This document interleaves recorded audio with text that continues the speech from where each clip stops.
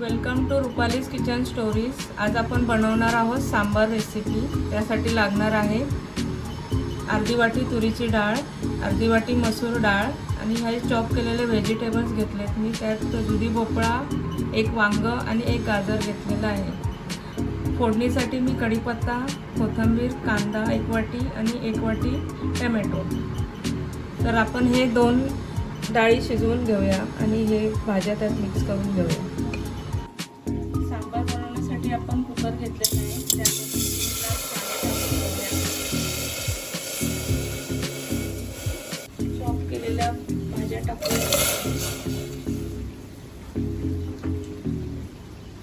तूर डाळ आणि मसूर डाळ टाकून घेऊया।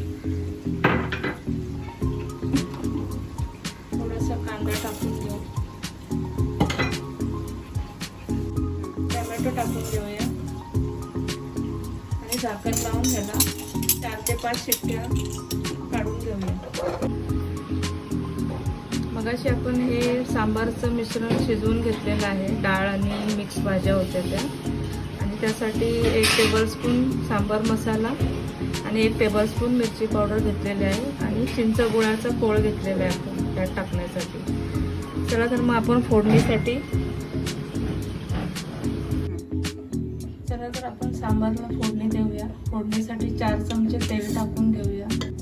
यात राई, जिरं, हिंग आणि हळद टाकून घेऊया।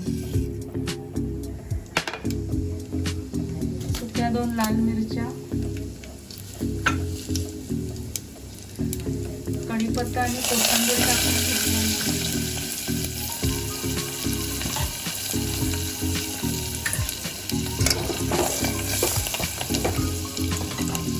बारीक चिरलेला कांदा टाकून घ्यायचा,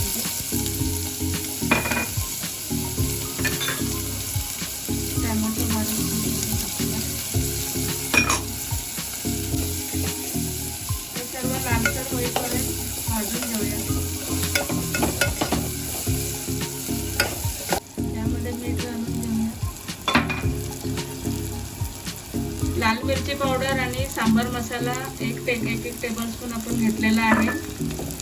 चांगला असा भाजून घेऊया। मसाला छानपैकी भाजून झाला की ठेवलेला टाकून घेऊया। छानपैकी हलवून घेऊया आणि मग हे शिजवलेलं आपलं डाळीचं आणि भाज्यांचं मिश्रण यामध्ये टाकून घेऊया।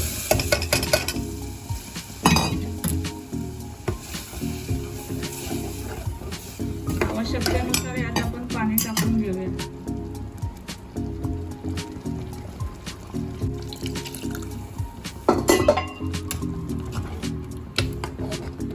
अशा प्रकारे आपलं सांबार रेडी झालेलं आहे। थोडंसं याला हाय फ्लेमवरती उकळून घेऊया।